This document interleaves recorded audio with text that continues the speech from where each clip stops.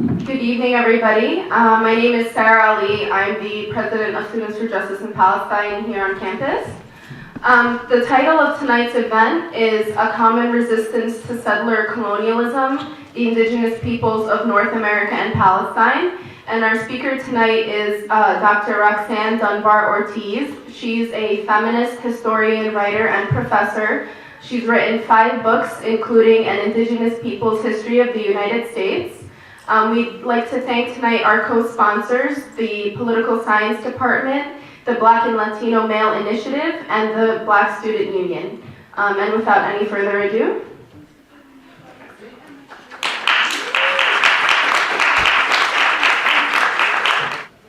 I'm really honored to be able to speak on this subject, which is very dear to me, because I'll tell you a personal story first of how I learned about Palestine, how I learned about settler colonialism. When I was 18 years old in Oklahoma, I grew up in rural Oklahoma. I went to the University of Oklahoma on a scholarship, and I immediately fell in love and met a guy who would become, and we'd get married the next year.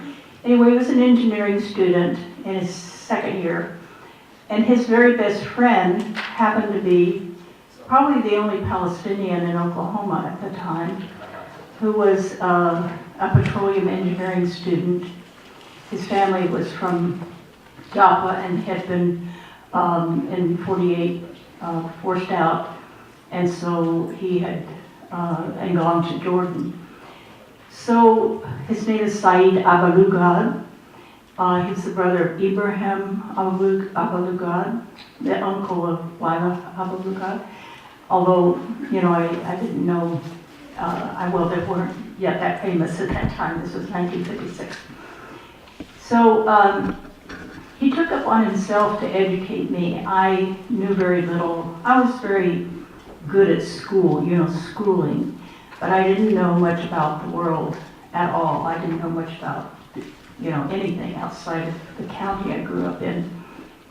And I'm part Indian. So he had been there, he was a senior. He had already been in Oklahoma for 4 years. And he'd driven all over, he'd gone all over the place and gotten to know people. And he said, it's so much like Palestine, the settler colonialism. And so he taught me about my own condition, you know, not just the situation of the Palestinians, because then I was curious, well, what is that like? And it made a kind of freak out of me because I didn't know many things, but I knew everything about Palestine. So when I got involved in the left, when I moved to San Francisco 3 years later, I found that the whole left there was very pro-Israel. And I was baffled because I thought, how can that be? Don't you know? And it was a strange, and that didn't really change until after the 6-Day War, when there was some change. But actually only in about the last decade or so does it seem like there's almost a critical mass forming of solidarity with Palestine. So that's how I came to be interested in understanding settler colonialism and the condition of the indigenous peoples of the Western Hemisphere. So what I'm going to do is tell a bit about that. Some of you may know some things, but sort of lay it out. And as I'm talking, maybe you can be thinking, because some of you here are the experts on Palestine, the parallels that might exist. And then, talk about a half an hour or so, and then we can have Q&A or discussion and bring up, those parallels. And also maybe some common strategies, what in the future, how can things be different? I actually called the last chapter in my book, The Future of the United States, and try to do some of that. So I'll talk about that some. Well, there's, in Oklahoma, where I grew up, it was Indian territory where all of the Native people, 56 Native nations, were forcibly removed, relocated to what's called Indian country. It was, in modern day, it would be called maybe a refugee camps, but it was, they were never to go back. They were sure they would never go back, that they were there. And they were put up on top of, these are all the people east of the Mississippi River, what is now Oklahoma. And they were put on top of Native people who already lived there. Land was taken away from the Osage people, the Pawnee and the Ponca. And so this created, of course, all kinds of resentments as well. So Oklahoma is a kind of microcosm of the whole United States where everything is bunched up there together, and if you dissect it, you can really understand the United States. That's what Said helped me begin to do when I was 18 years old. So it probably applies to the whole United States, but in Oklahoma, nation, race, and class converge in land. Everything in U.S. history is about the land. Who oversaw it and cultivated it, fished its waters, maintained its wildlife, who invaded, who stole it, how it became a commodity, real estate, broken into pieces to be bought and sold on the market. The United States policies and actions related to indigenous people, though often referred to as racist or discriminatory, are rarely depicted as what they are, classic cases of imperialism and a particular form of colonialism, settler colonialism. As anthropologist Patrick Wolf writes, the question of genocide is never far from discussion of settler colonialism, because land is life, or at least land is necessary for life. So the history of the United States itself is a history of settler colonialism, the founding of a state based on the ideology of white supremacy and the doctrine of discovery, which claim that any land the colonizers discovered or wanted, any Christian entity, it was theirs, and the people upon it had no rights. So,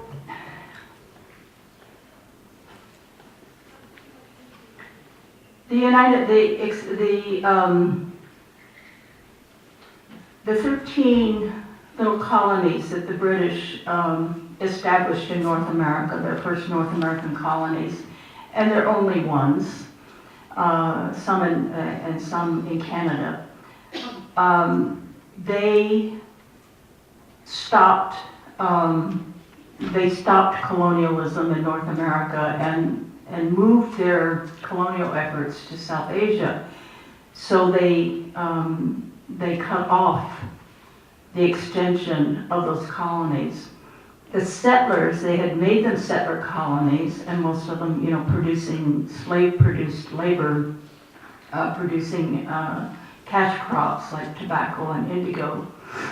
And they, then the United States, when it was founded, it went from that little strip of territory on the East Coast, on the Atlantic Ocean, right up here, to the Pacific, and to the north, and to, and finally, in the mid-19th century, taking half of Mexico. So the present shape of the United States is a product of 100 years after the independence of the United States, of unrelenting warfare against the Native people.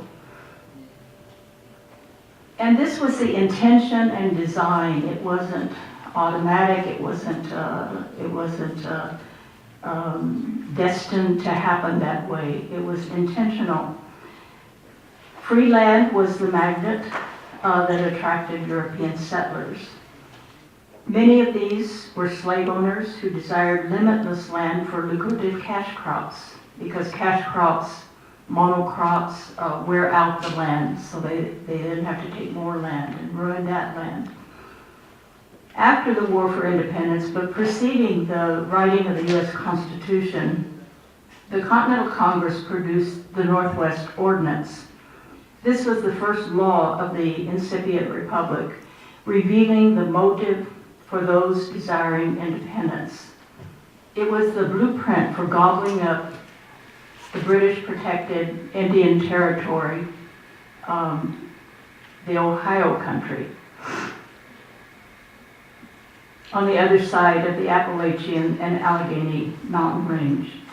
Britain had made settlement there illegal with the proclamation of 1763, and had pulled back the settlers who'd gone there, actually sent redcoats in to bring them back from squatting on mainly Shawnee Indian land. So this was the first law of the independent republic, revealing the motive for those desiring independence to be their own imperialist state. It was the blueprint for colonizing the rest of the country, including maps that were drawn, some of them very rough maps, but several of the founding fathers, including George Washington, were surveyors and, of course, heads of militia in their states. And so they had the first grab, surveying Indian land before it even had been taken and mapping it out in these rectangular. That was the first time in human history that land had been lines drawn around territories that were rectangular rather than following natural boundaries, coastal areas, rivers, and so forth. The rectangular land to make each plot of land a saleable unit. So land was the main resource, the capitalist resource. And this was really the source and the foundation of the building of U.S. capitalism, which turned the United States into the largest, richest capitalist state in the world.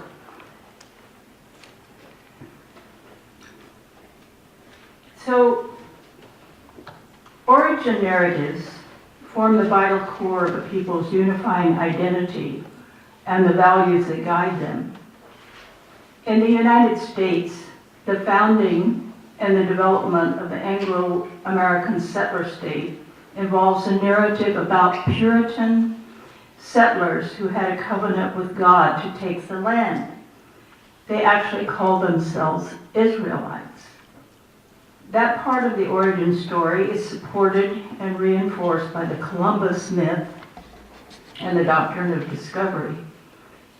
The doctrine of discovery, there's a whole chapter in my book on the doctrine of discovery, but just a short piece on it. It's a series of late 15th century papal bulls. The only law in Europe was the Pope, the only international law between monarchies. So this is when colonization began. So at first it was just the Catholic kingdoms, Spain and Portugal. And so those papal bulls, the first one, 1454, gave the Portuguese the right to annex West Africa, to invade West Africa, to take slaves, to hunt down and steal people and sell them on the beginning of the transatlantic, what would be the transatlantic slave trade. Then after Columbus' voyage on behalf of Spain, another papal bull in 1493 made it very clear, reinforced this, but included both Spain and Portugal, and specified that only non-Christian peoples could be annexed and their land. They couldn't do it to each other. So this meant that Native people lost all their inherent rights to their land. So awareness of settler colonialist context of U.S. history writing is essential if one is to avoid the laziness of the default position and the trap of mythological unconscious belief in manifest destiny. That it just happened. Somehow, just these lucky breaks happened, and the United States became the richest, most powerful country in the world. So the form of colonialism that the indigenous peoples of North America have experienced was modern from the beginning. The expansion of European corporations backed by government armies into foreign areas with subsequent expropriation of lands and resources. Settler colonialism is a genocidal policy. Native nations and communities, while struggling to maintain fundamental values and collectivity, have from the beginning resisted this colonialism, using both defensive and offensive techniques, including modern forms, what are considered modern forms of armed resistance, guerrilla warfare, typical of the national liberation movements of the 1950s and 60s and 70s, and what now is erroneously, in my view, called terrorism. In every instance, they have fought for survival as peoples. And the objective of the U.S. colonialist authorities was to terminate their existence as peoples, and they knew that, not as random individuals.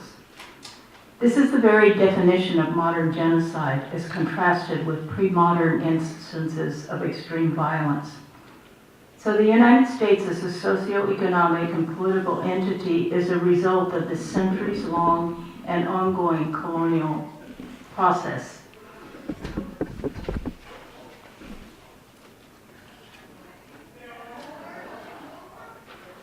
So settler colonialism is an institution or system that requires violence or the threat of violence to attain its goals.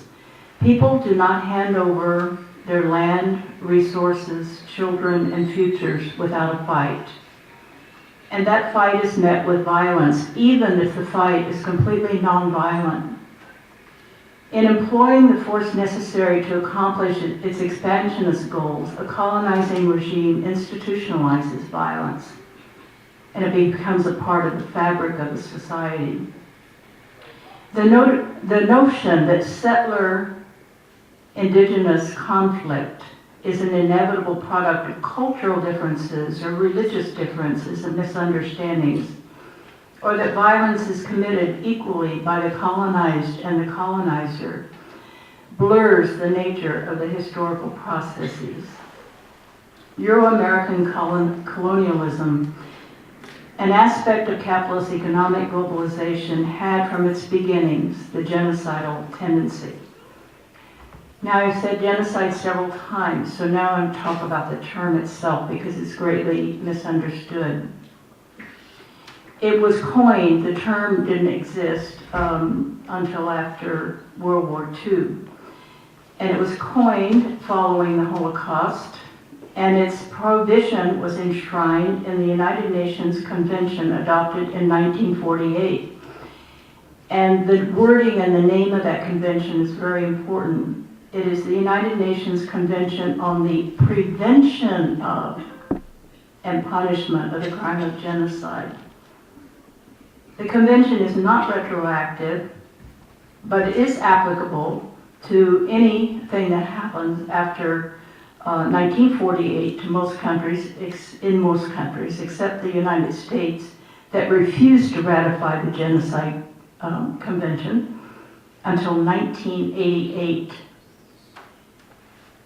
So anything, the United States is not culpable for anything before 1988.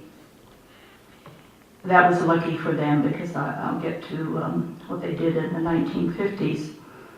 Finally, the U.S. Senate ratified, and it was really actually the Armenian lobby that finally pushed it through, while an Armenian was governor of California, a good friend of Ronald Reagan, and you know, this is it was just kind of a fluke that it finally got ratified.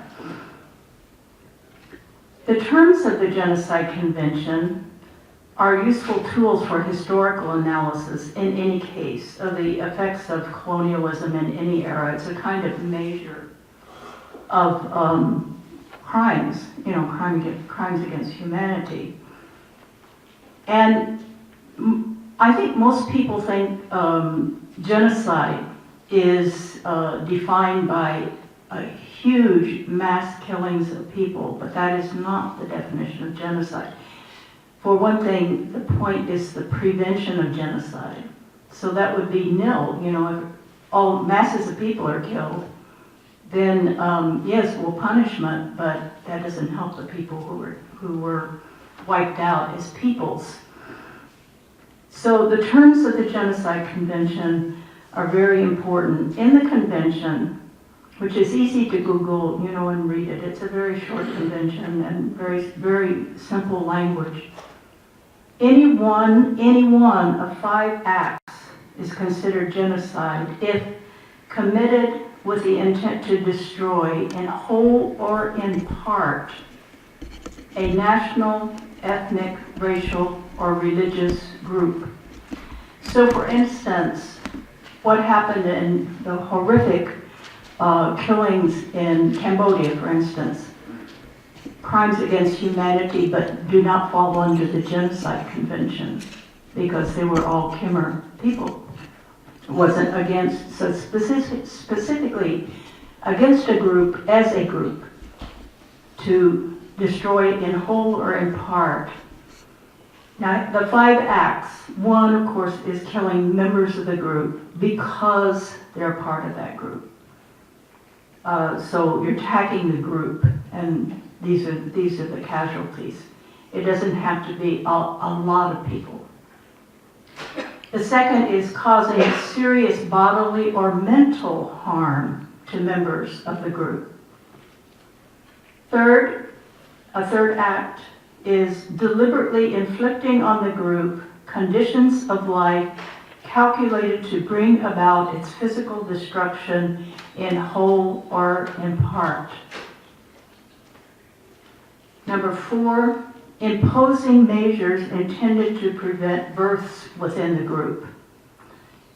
This is one of the things that, you know, for Native people, the forced sterilization of Native women, that was the main official priority of the Indian Health Service from the 1950s to the 1970s when it was exposed by a Native American doctor and stopped. But there are other ways. The testing of the birth control pill on Puerto Rican women, and so there are probably some Palestinian issues there as well. And the 5th one is forcibly transferring children of the group to another group.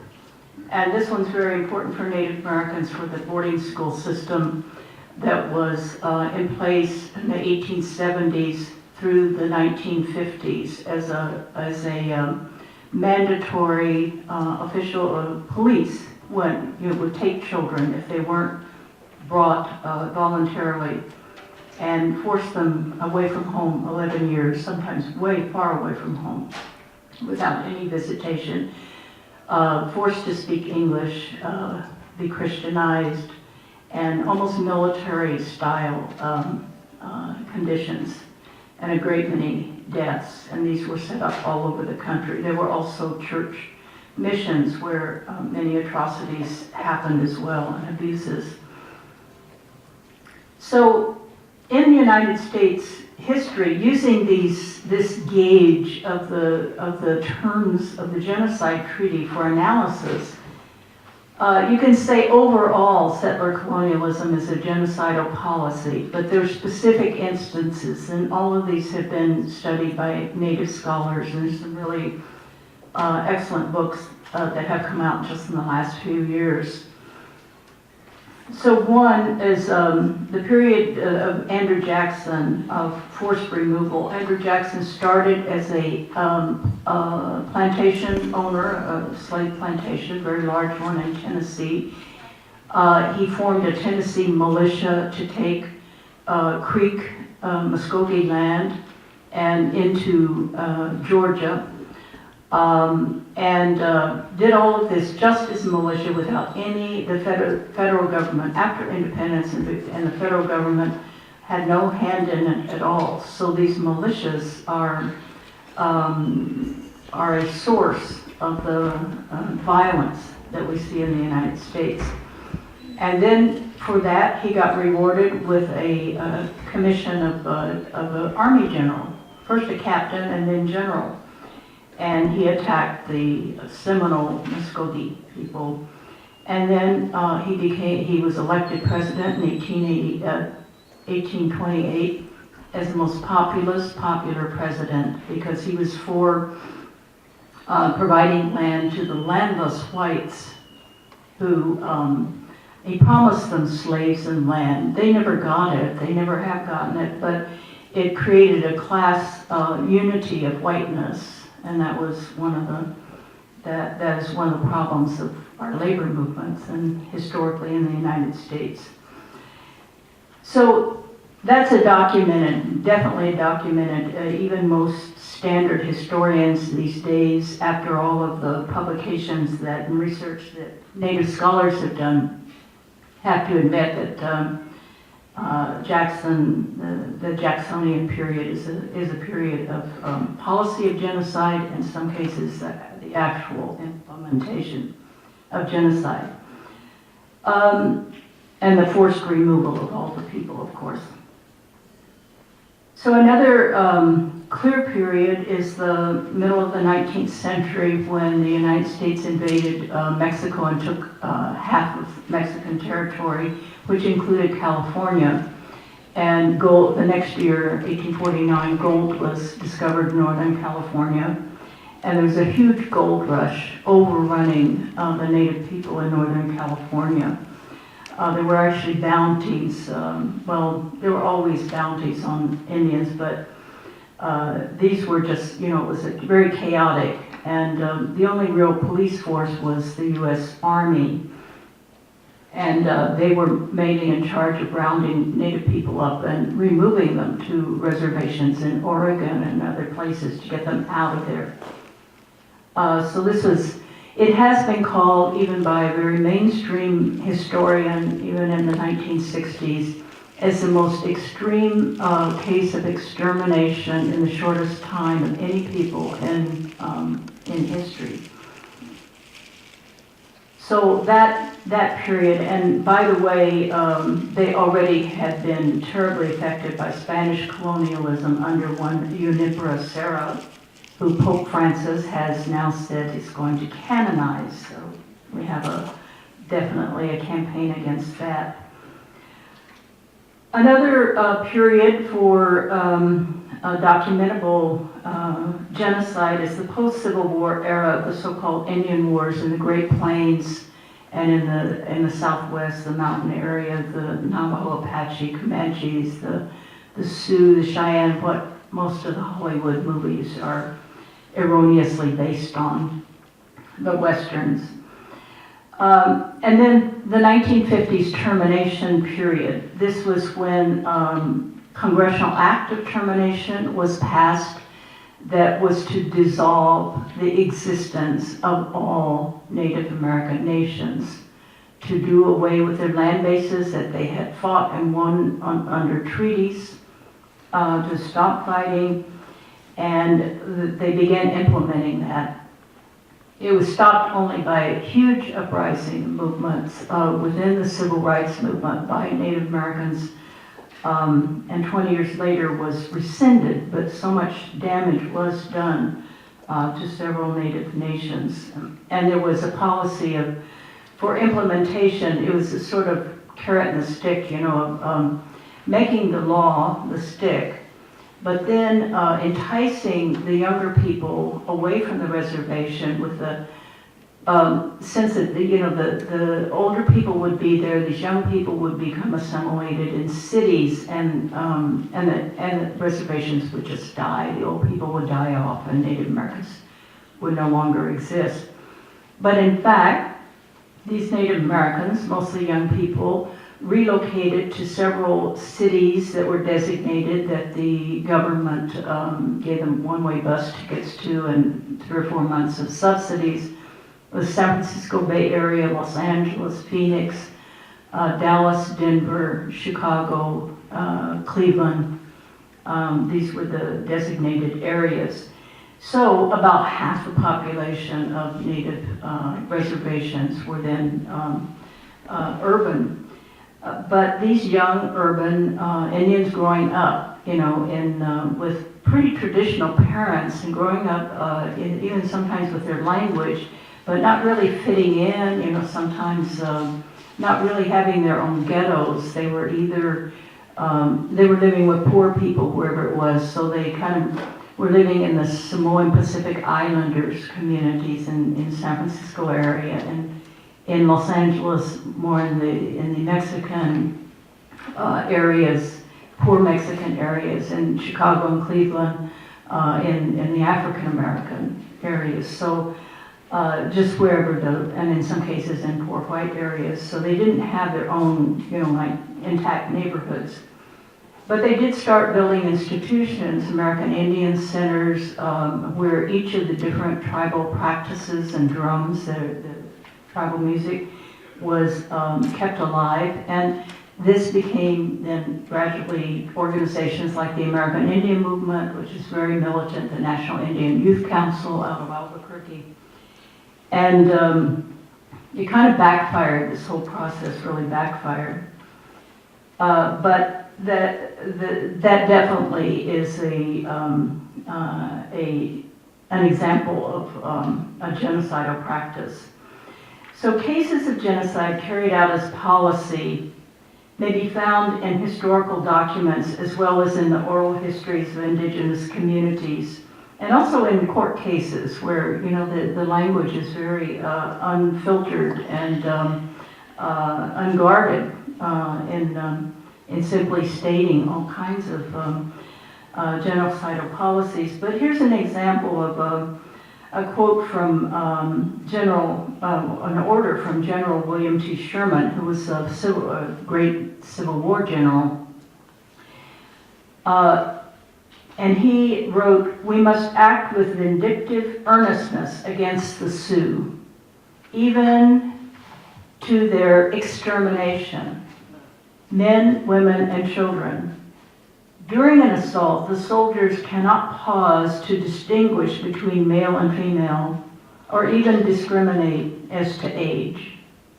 So that's pretty clear. There are hundreds and hundreds of documents like this that are very clear. So as Patrick Wolf has noted, the peculiarity of settler colonialism is that the goal is the elimination of the indigenous population in order to make land available to settlers.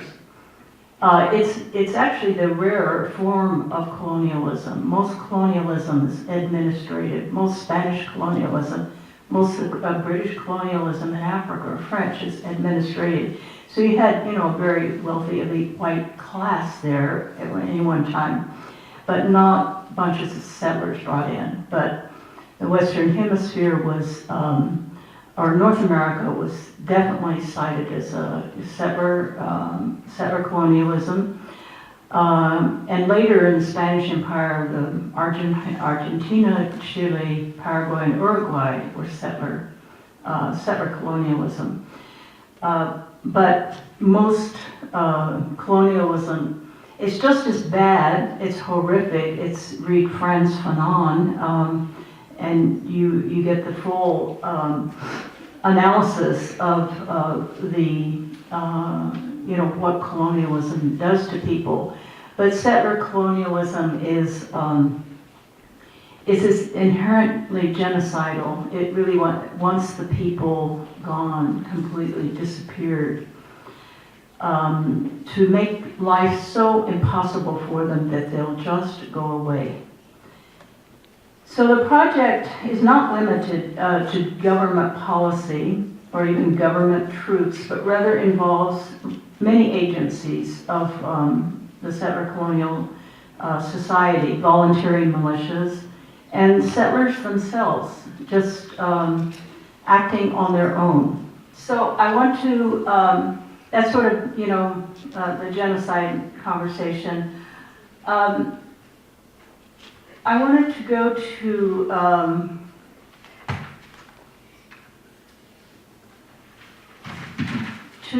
how this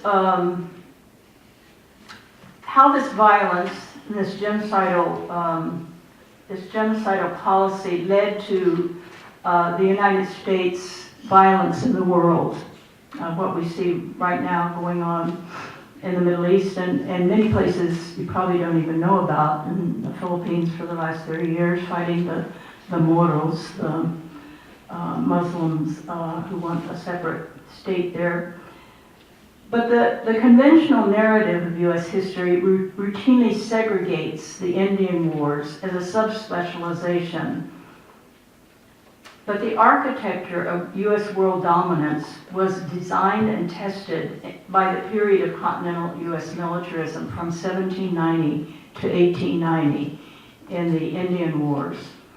The opening of the 21st century saw a new, even more brazen form of U.S. militarism and imperialism explode on the world, followed by two major military invasions and hundreds of small wars employing U.S. special forces around the globe. It's reestablishing a template that is based on the Indian Wars. The writer Robert Kaplan, I won't go into telling about him. He's an odd character, but he's considered one of the most important military analysts, foreign policy they call it in the United States. So the U.S. used military power, has used military power in really building this force in the world with the tried and true first way of war.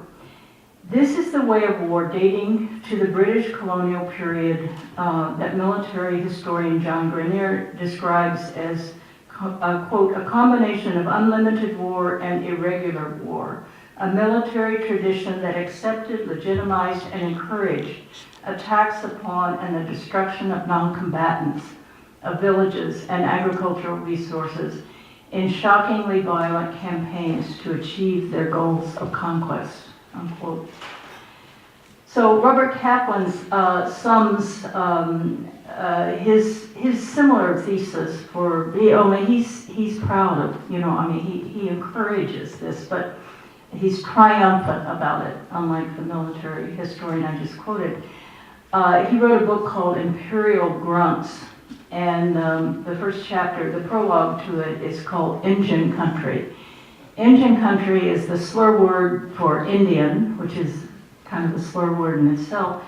So Indian country means behind enemy lines, and it's actually an official term of the U.S. military. It's sometimes shortened to in country. So you hear this all the time, especially the in country newscasters, and if you attune your ears to it, you will hear these memories of Indian wars permeating present warfare. So Kaplan writes, by the turn of the 21st century, the United States militarily had already appropriated the entire earth and was ready to flood the most obscure areas of it with troops at a moment's notice. The Pentagon divided the planet into 5 area commands, similar to the way that the Indian country of the American West had been divided in the mid-19th century by the U.S. Army. According to the soldiers and Marines I met, and I'm quoting Kaplan, on the ground in far-flung corners of the earth, the comparison with the 19th century was apt. "Welcome to engine country" was the refrain I heard from troops from Colombia to the Philippines, including Afghanistan and Iraq. And still quoting Kaplan, "The war on terrorism was really about taming the frontier." It's another Indian war.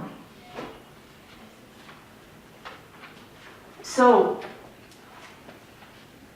Kaplan refers often to special forces. I mean, this is the real core of the army, and it's not new with Petraeus. It just came out publicly. It was the form of war in Vietnam, for instance.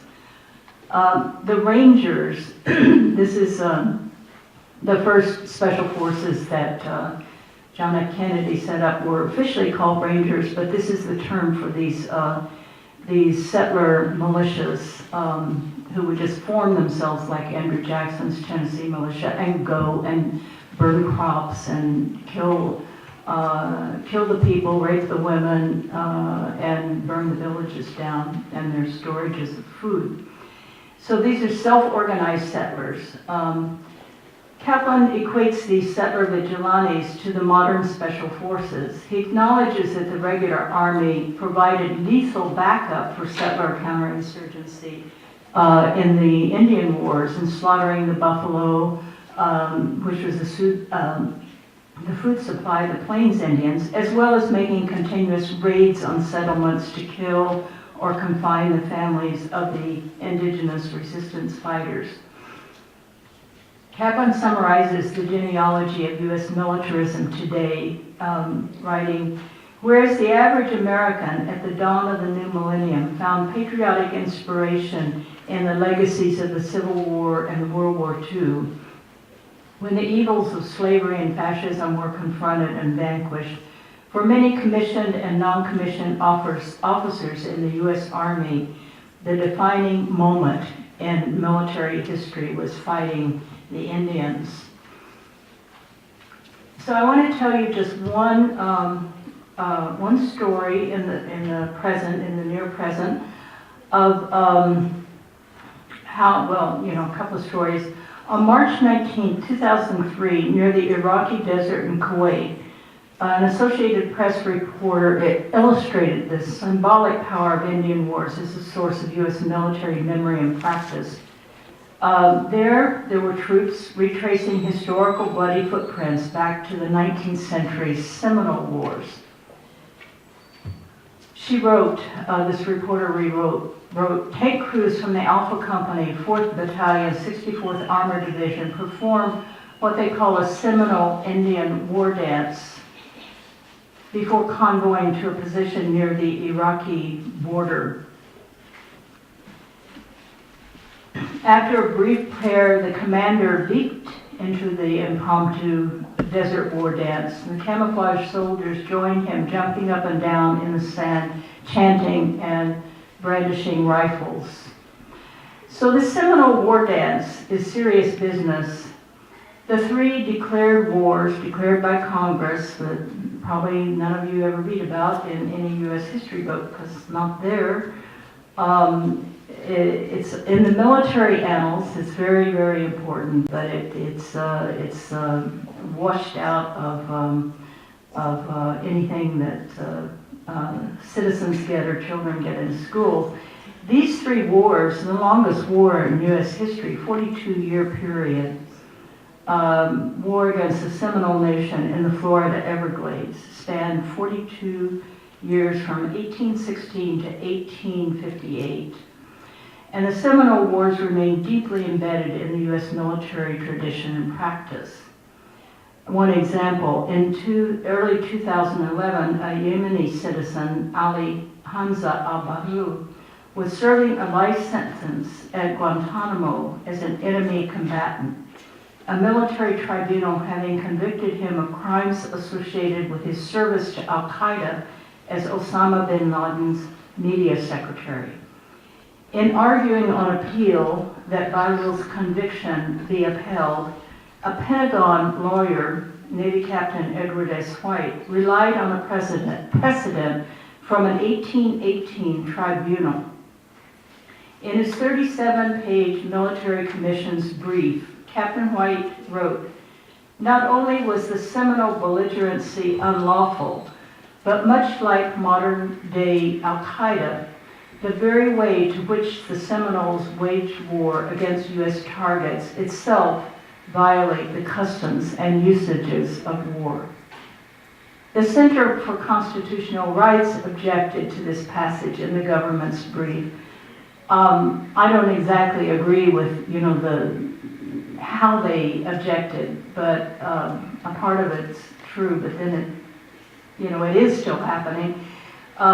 So the Center for Constitutional Rights wrote, "The court should reject the government's notable reliance on the Seminole Wars of the 1800s, a genocide that led to the Trail of Tears. The government's characterization of Native American resistance to the United States as much like modern-day Al-Qaeda is not only factually wrong but overtly racist and cannot present any legitimate legal basis to uphold Mr. Ball's conviction." In response, the Pentagon's General Counsel issued a letter stating that the U.S. government stood by its precedent. So, rather than bestowing the status of prisoners of war on the detainees, which would have given them certain rights under the Geneva Convention, they were designated as unlawful combatants. And in that condition, they were subjected to torture by U.S. interrogators and shamelessly monitored by civilian psychologists and medical personnel. So much of the rhetoric following the declaration of war on terror and ongoing references U.S. American militaristic memories of the war against Native Americans. In response and condemnation from around the globe, a University of California and international law professor, John C. Yu, on leave from his teaching position to serve as Assistant U.S. Attorney General, penned in March 2003 what became known as the infamous torture memo. Despite strong objections to the unlawful combatant moniker, not much was made at the time of one of the precedents that you used to defend the designation unlawful combatant. He used the U.S. Supreme Court's 1873 opinion in Modoc Indian prisoners. And this was a case of the Modoc people in the Gold Country under that genocide being forcibly removed by the Army to an Oregon reservation. And 57 of them returned to their old country and wanted to reestablish themselves and bring their people back.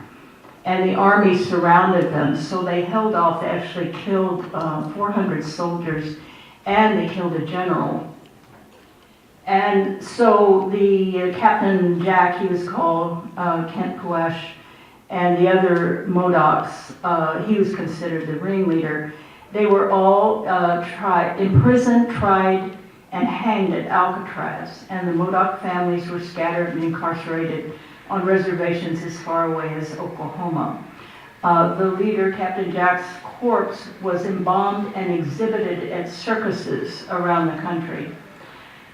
So this was the case that you relied upon. He drew a legal analogy between the Modoc prisoners and the Guantanamo detainees. And he employed the legal category of homo sacer. In Roman law, this is a person banned from society, excluded from its legal protections, but still subject to the sovereign's power. Anyone may kill a homo sacer without it being considered murder. To buttress his claim that the detainees could be denied prisoner of war status, you used the Modoc Indian prisoner's opinion and quoted directly from it. So I think you can see the not only parallels but the interconnections of the U.S. military and its own role, and Israel as a military as being almost a clone, a mirror image built in a very short time on that same pattern.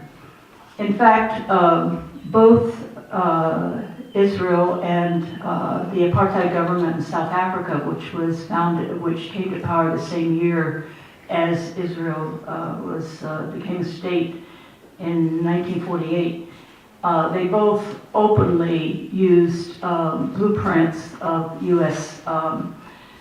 strategy for settler colonialism. The Bantustans in South Africa, there are documents where they had studied the U.S. reservation system. So in the beginning of the 21st century, the United States operates more than 900 military bases around the world in 150 countries. So these are, of course, in Germany, Japan, South Korea, Italy, British Isles, Portugal, Turkey, but also Aruba, Australia, Djibouti, Egypt, Israel, Singapore, Thailand, Kyrgyzstan, Kuwait, Qatar, Bahrain, the United Arab Emirates, Crete, Sicily, Iceland, Romania, Bulgaria, Honduras, Colombia, and Cuba, the Guantanamo Bay. And there's 150 altogether, too many to name. So, we see around us, all around us, this military and in the media. But as military historian John Grenier notes, the U.S. militarization is not new. It has deep historical roots reaching into the nation's Anglo-settler past and continuing through unrelenting wars of conquest and ethnic cleansing over 3 centuries. Grenier writes, quote, "Beyond its sheer military utility, U.S. Americans also found a use for this first way of war in the construction of an American identity. The enduring appeal of the romanticized myth of settlement, never calling it conquest, of the frontier, either by actual men such as Robert Rogers or Daniel Boone, or fictitious ones like Nathaniel Bumppo or James Fenimore Cooper's Last of the Mohegans, points to what D.H. Lawrence called the myth of the essential white American as hard, isolate, stoic, and a killer." Well, I'll just finish by quoting Chickasaw scholar Jody Bird. By the way, she was the one that was in charge of hiring Stephen Selecta at University of Illinois and brought him through the whole process and is absolutely devastated over what has happened. She wrote in her book, Transit of Empire, "The story of the New World is horror. The story of America is a crime. It's a crime scene." She called it a crime scene. "It is necessary to start with the origin of the United States as a settler state and its explicit intention to occupy the continent. These origins contain the historical seeds of genocide. So any true history of the United States must focus on what's happened to and with indigenous peoples and what still happens to and with indigenous peoples. It's not just past colonialist actions, but also the continued colonization of American Indian nations, peoples, and lands that allows the United States to cast its imperialist gaze globally." So we have this race to innocent. I'll mention this concept, what occurs when individuals assume they are innocent of complicity in structures of domination and oppression. This concept captures the understandable assumption made by many new immigrants or children of recent immigrants to any country. They cannot be responsible, they assume, for what occurred in their adopted country's past. Yet in a settler society that has not come to terms with its past and dealt with it, whatever historical trauma was entailed in settling the land affects the assumptions and the behavior of living generations in any given time, including immigrants and the children of immigrants. In our work with immigration, with immigrant rights, we need to